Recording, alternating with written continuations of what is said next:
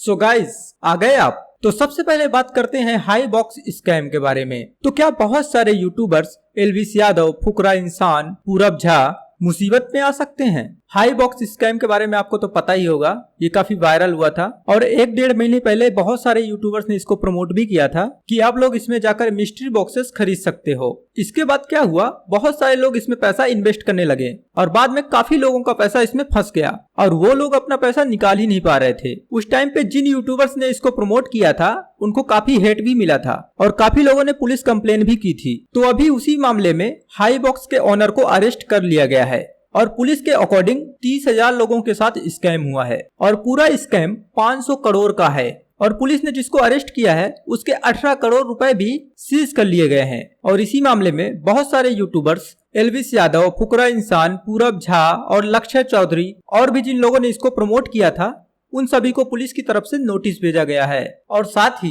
Comedian Bharti Singh के husband को भी समन भेजा गया है। तो चलिए अगली अपडेट के बारे में बात करते हैं, जो है एक चोर के बारे में जो प्रयागराज से भगवान कृष्ण और राधा की मूर्ति चोरी करता है और उसके 8 दिन बाद मूर्ति को रिटर्न करता है और साथ में एक लेटर भी छोड़ जाता है जिसमें वो माफी मांगता है। वो लेटर में लिखता है, मैंने पाप किया और अज्ञानता में भगवान कृष्ण और राधा की मूर्ति चुरा ली। चोरी करने के बाद से मुझे बुरे सपने आ रहे हैं और मैं ना तो सो पा रहा हूँ और ना ही खा पा रहा हूँ और ना ही चैन से रह पा रहा हूँ। इसके अलावा चोरी करने के बाद मेरा बेटा और पत्नी गंभीर रूप से बीमार हो गए हैं क्योंकि मैंने ये चोरी कुछ पैसों के लिए की थी। और आगे पत्र में लिखा था, मैंने मूर्ति को बेचने के इरादे से उसके साथ छेड़छाड़ की। मैं बुरे सपनों से तंग आ चुका हूँ और आपकी अमानत लौटा रहा हूँ। तो चलिए अगली अपडेट के बारे में बात करते हैं, जो कि है तृप्ति दिमरी के बारे में। तो क्या तृप्ति दिमरी एक्सपोज हो चुकी हैं? दरअसल एक वीडियो वायरल जा रहा था जहां पर एक लेडी तृप्ति दिमरी के पोस्टर पर काला रंग लगा रही थी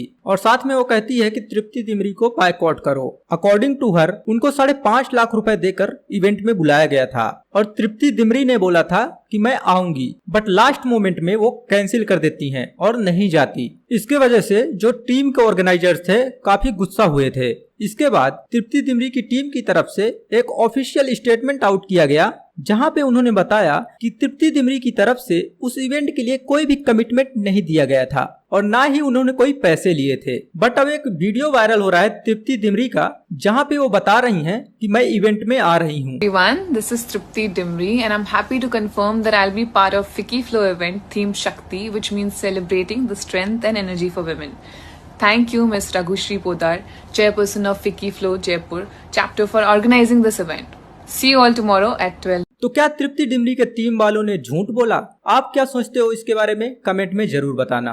तो चलिए अब नेक्स्ट अपडेट के बारे में बात करते हैं, अदनान 07 की बहन के बारे में। आपको पता होगा ये अदनान के ऊपर बड़े बड़े एलिगेशन लगा चुकी है। जो सबसे बड़ा एलिगेशन था कि अदनान 07 उनको पीटते थे। उसके बाद अदनान 07 के फैन पेजेस की तरफ से उनकी बहन को ट्रोल किया जा रहा था और साथ में गंदी गंदी गालियां दे रहे थे। तो उन्होंने जाकर सारे फैन पेजेस के खिलाफ पुलिस में कंप्लेन कर दी और जैसे ही इसका वीडियो उन्होंने पोस्ट किया तो उस फैन पेज वाले ने अपना अकाउंट ही डिलीट कर दिया, जिसके बाद वो लिखी फेक फट्टू फटीचर फैंस। तो गाइस, फट्टू ने आईडी ही डिलीट कर दी। ऐसा काम ही क्यों करना जिसमें मैदान छोड़ के भागना पड़े। और इतना ही नहीं, अदनान शेख ने भी अपनी बहन के अगेंस्ट कंप्लेन कर दी है। अभी एक सवाल है भाई, अभी तो मुद्दा चल रहा है भाई, उस पर आप कुछ जवाब दोगे भाई? कुछ नहीं भाई, मेरी लीगल टीम लगी हुई है, एफआईआर मैंने भी किया है, तो चल रहा है, कुछ भी छुपेगा नहीं। मुंबई पुलिस पे भरोसा है और जो गलत करेगा वो जल्दी बिहाइंड द बार हो। मैं बस इतना ही बोलूंगा कि I have seen this guy, मतलब पूरी शादी अकेले मैनेज किया। हाँ। मम्मी डैडी की तबीयत खराब हुई, सब कुछ अकेले ही वाज मैनेजिंग। तो एक फील होता है ना कि दोस्त अकेले कर रहा है तो उसके लिए अपन खड़े रहने का, उसके लिए बात करने का। और जहाँ तक रही छोटी मोटी बात ये चल रहा है, वो ही smart enough to handle everything alone, वो कर लेगा। बाकी मैं तो ये बोलूंगा कि काम पे फोकस कर। तो चलिए अगली अपडेट के बारे में बात करते हैं, MS धोनी के डाई हार्ट फैन के बारे में। इनसे रिलेटेड एक न्यूज काफी वायरल हुआ था। ये दिल्ली से रांची जाते हैं साइकिल में 1150 किलोमीटर ट्रेवल करके और MS धोनी से मिलने के लिए 6 दिन तक टेंट लगाकर उनके घर के सामने बैठे रहे। वो MS धोनी को देखते रहते थे, वो निकलते थे कार से और चले जाते थे और वो कभी मिले नहीं। इसके बाद काफी लोग क्रिटिसाइज भी कर रहे हैं MS धोनी को कि वो अपने फैन से मिलते नहीं है। 6 दिन से रुका हुआ है उनके घर के बाहर। गौरव इंस्टाग्राम में वीडियो पोस्ट करके बताता है कि वो उनसे मिल चुका है और ऑल्सो MS धोनी ने उसको ऑटोग्राफ भी दिया है। ड्यू टू सिक्योरिटी रीजन ना तो वो वीडियो बना पाया और ना ही फोटो खींच पाया। और साथ में उसने बताया कि वो MS धोनी के बड़े भाई से भी मिला है और MS धोनी के फार्म हाउस पे भी गया है। ऑल्सो MS धोनी से रिलेटेड एक और न्यूज है।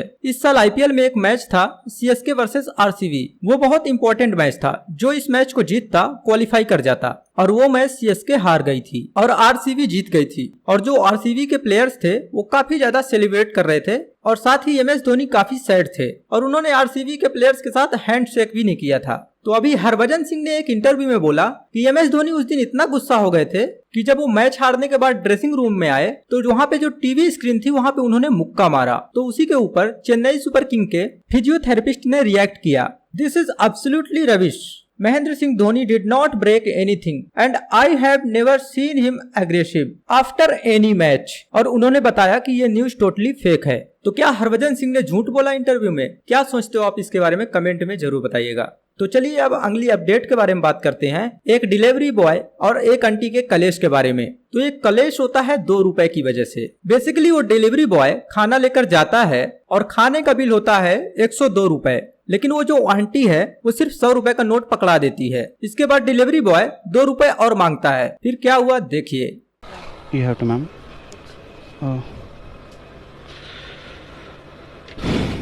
पैसे भी हमें देने। क्या मैम? 102।